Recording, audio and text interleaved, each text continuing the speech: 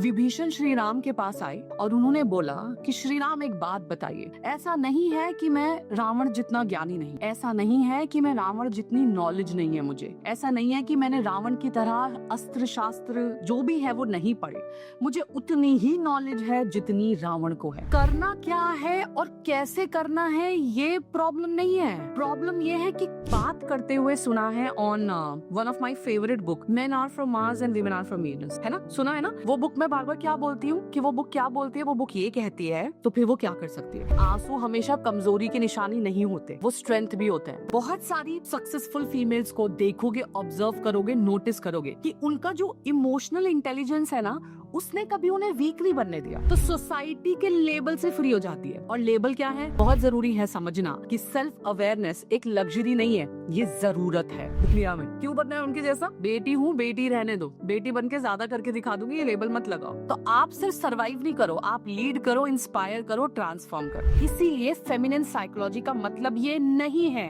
कि female week है, इसका एक्चुअल मतलब ये है। लेकिन इस फेज में एक रिस्क होता है, क्योंकि बहुत बार फीमेल अपनी आइडेंटिटी को घोल के कहीं साइड में कर देती है और अपने ड्रीम्स को पोस्टपोन कर देती है और धीरे धीरे सिर्फ वो रोल निभाने लगती है।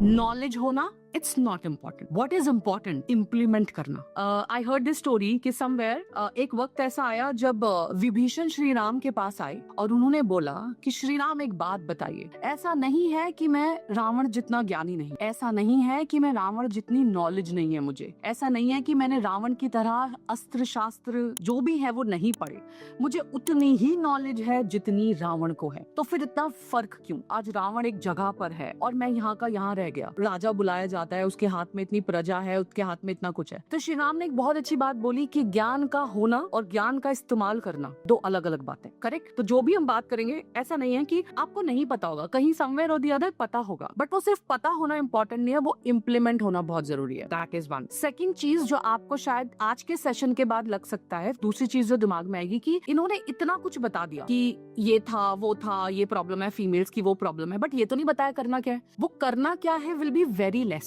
कारण करना क्या है और कैसे करना है ये प्रॉब्लम नहीं है, प्रॉब्लम ये है कि क्यों करना है वो नहीं समझ पाते हैं, तो वो क्यों समझना है। तो मेरे कोच ने एक बहुत अच्छी बात बोली, मेरे हेल्थ कोच ने, and which is very valid, कि जब आप कोई मेडिसिन खा रहे हो, है ना, वो आप खा रहे हो तब ज्यादा काम करेगी, या वो मेडिसिन आप किस चीज की और क्यों खा रहे हो तब ज्यादा काम करेगी। तो आपको जब ये पता होगा कि एक्चुअली प्रॉब्लम क्या है, मुझे क्या काम करना है, मुझे कैसे करना है ना, जब भगवान के आगे दुआ मांगने जाओगे ना, तो उसमें इंग्लिश गलत होगी, हिंदी सही होगी, ग्रामर गड़बड़ है, कोई फर्क नहीं पड़ता। अगर दिल से जाके दुआ मांगोगे तो वो दुआ कबूल होगी। तो ये इंपॉर्टेंट है। तो इसीलिए आज का जो है that is we will understand the female psychology and why it's important, because जब हमें पता होगा कि अच्छा ऐसे करती है तो हम थोड़े से अवेयर हो जाएंगे। रीजन फॉर एग्जाम्पल, आप में से कितने लोगों ने मुझे बात करते हुए सुना है on one of my favourite book, men are from Mars and women are from Venus, है ना, सुना है ना। वो बुक ये कहती है कि मेन एंड विमेन अलग नहीं है, उनकी सिर्फ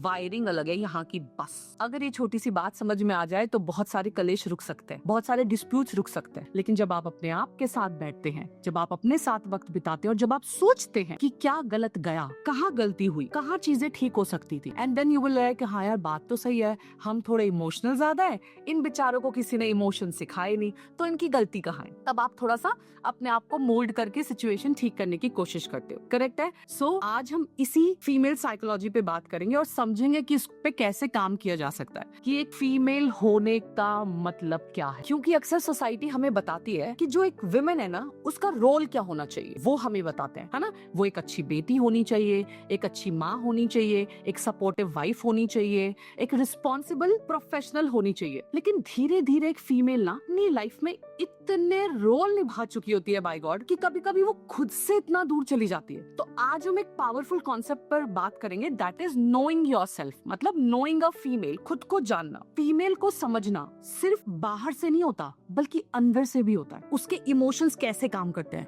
उसकी इंट्यूशंस कैसे स्ट्रांग होती है, और सबसे इंपॉर्टेंट, अगर वो अपनी असली पावर डिस्कवर कर ले तो फिर वो क्या कर सकती है ना। अगर हिस्ट्री में भी जाके देखोगे तो बहुत सारी फीमेल्स ने दुनिया को इंस्पायर किया है, आपको बहुत सारे नाम पता होंगे। लेकिन इंटरेस्टिंग बात ये है कि उन्होंने दुनिया को बदलने से पहले खुद को समझा। खुद को समझना इज वेरी इंपॉर्टेंट। समझ लोगे तभी तो बदलाव लाओगे। जब खुद को समझ ही नहीं पा रहे हो तो चेंज क्या करोगे। आज आप ये बोल रहे हो कि वेट बढ़ रहा है, लेकिन ये पता होना कि मेरा वेट बढ़ रहा है, तब उसके लिए अवेयरनेस आएगी, तब डाइट प्लान आएगा, तब एक्सरसाइज आएगी। पता होने से नहीं होता। कल्पना चावला के बारे में हम सबने पढ़ा, हरियाणा के छोटे से शहर से आने वाली लड़की जिसका सपना था स्पेस में जाना। और सोचो ये कितने साल पुरानी बात है। उस टाइम पे लोगों को लगता होगा भाई एस्ट्रोनॉट बनना इज इम्पॉसिबल है, लेकिन कल्पना चावला ने ना अपनी आइडेंटिटी को इस तरीके से डिफाइन किया, एक्सपेक्टेशंस पे नहीं, अपना पैशन समझा पहले और फिर दुनिया को समझाने की कोशिश करी। फिर चाहे मैरी कॉम का एग्जांपल ले लो, आप सबने, आई एम श्योर कि कुछ लोग रियल मैरी कॉम को जानते हैं, कुछ लोग मैरी कॉम मूवी से मैरी कॉम को जानते हैं। मणिपुर की लड़की, सोसाइटी का चैलेंज कि लड़कियां बॉक्सिंग नहीं सीखती हैं, ये तो लड़कों का गेम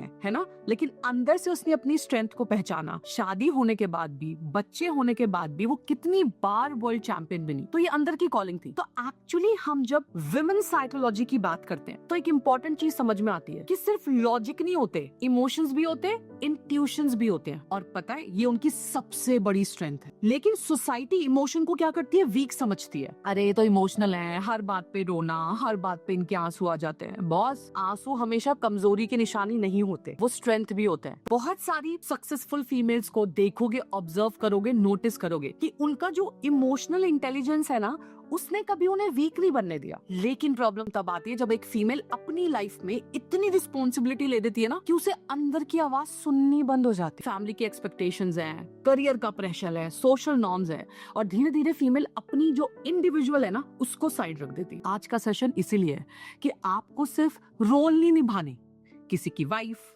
किसी की माँ, किसी की बेटी, आपको अपनी इंडिपेंडेंट पर्सनालिटी पे भी काम करना है। चाहे वो वर्किंग हो, चाहे वो नॉन वर्किंग हो, but you should be independent. कि if some of you are housewife, it's okay, but वो हाउसवाइफ होने की भी एक इंडिपेंडेंसी कि boss she is the best. क्या खाना बनाना, क्या परिवार का ध्यान रखना, क्या बच्चों का ध्यान रखना, और ये स्पेशलिटी है, क्या मस्त बनाती है। और भी अच्छा पता है कब लगता है, जब खाना बनाते वक्त गुनगुनाती है। This is your individuality. क्योंकि कुछ लोग खाना गुनगुना के बनाते हैं, कुछ कलेज के साथ बनाते हैं, क्योंकि रोज बनाना पड़ रहा है, और हम नहीं समझ पाते कि उस खाने में कितनी एनर्जीज होती हैं। इनर वर्ल्ड की जो बातें हैं ना, ठीक है, अपने दबाए हुए इमोशंस, अपने दबाए हुए फियर्स, अपने लिमिटेड बिलीफ, समझो ना उसको। तो एक फीमेल की रियल पावर क्या होती है, वो कैसे एक्टिवेट कर सकती है, ये इंपॉर्टेंट है। क्योंकि जब वो अपनी पावर पहचानती है, फिर उसे रोकना मुश्किल है। किसी ने बहुत खूबसूरत लाइन बोली है कि when a woman understand herself, she doesn't change her life, पूरी दुनिया चेंज करती है वो, है ना। और दुनिया का मतलब समझो, दुनिया का मतलब सिर्फ उसमें मत जाओ कि मैं दुनिया कैसे बदलूंगी।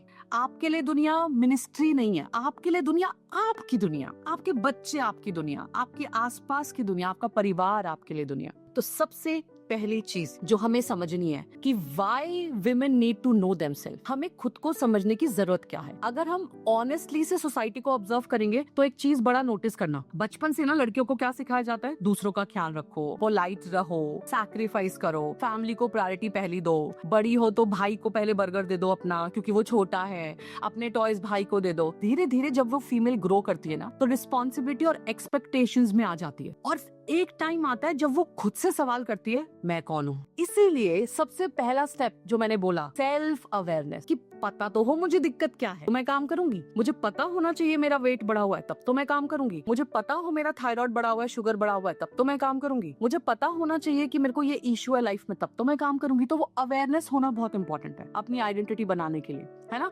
ओपरा विनफ्रे ने क्या किया, she is one of my favourite female, है ना। चाइल्डहुड बड़ा स्ट्रगल था, हम में से बहुत लोगों का चाइल्डहुड बहुत स्ट्रगल वाला रहा होगा, है ना। गरीबी देखी, अब्यूज देखा, हर तरह का स्ट्रगल देखा, बट उन्होंने उसको अपनी वीकनेस नहीं बनाया। या तो वीकनेस बना लो, लोग आके बेचारी बेचारी बोलेंगे और चलेगा, बट हमें तो नहीं बनना बेचारी। तो स्टोरी का मैसेज बहुत सिंपल है कि जब एक फीमेल खुद को समझने लगती है तो सोसाइटी के लेबल से फ्री हो जाती है। और लेबल क्या है, अच्छी लड़की, अच्छी wife, sacrificing mother, good mother, ऐसे लेबल्स के पीछे या ऐसे क्राउन के पीछे मत भागो जो एग्जिस्ट ही नहीं करते। आप मुझे बताओ किसने किस फीमेल, आपको ये पता है मिस यूनिवर्स कौन है, आपको पता है मिस वर्ल्ड कौन है, आपको पता है मिसेस यूनिवर्स कौन है, मिसेस वर्ल्ड कौन है, सब पता है आपको, है ना। अच्छा लगता है ना पेजेंट्स देखना, मुझे भी अच्छा लगता है। तो उनके पास अपने ताज है, कोई उसी ताज से मिस यूनिवर्स कहलाई जाती है, कोई उसी ताज से मिस वर्ल्ड कहलाई जाती है। हम किस ताज के पीछे भाग रहे हैं जो एग्जिस्ट ही नहीं करते? तो जो एग्जिस्ट नहीं करते उसके पीछे क्यों भागना है? क्यों मुझे एक अपना दिल जिगरा फेफड़े किडनी लगा के मुझे क्यों बेस्ट वाइफ बनना है? Because I can not. मुझे क्यों बेस्ट डॉटर इन लॉ बनना है? I can not. मुझे क्यों बेस्ट माँ बनना है? I can not. मैं बन ही नहीं सकती, तो फिर बनना क्यों है जब ये ताज है ही नहीं?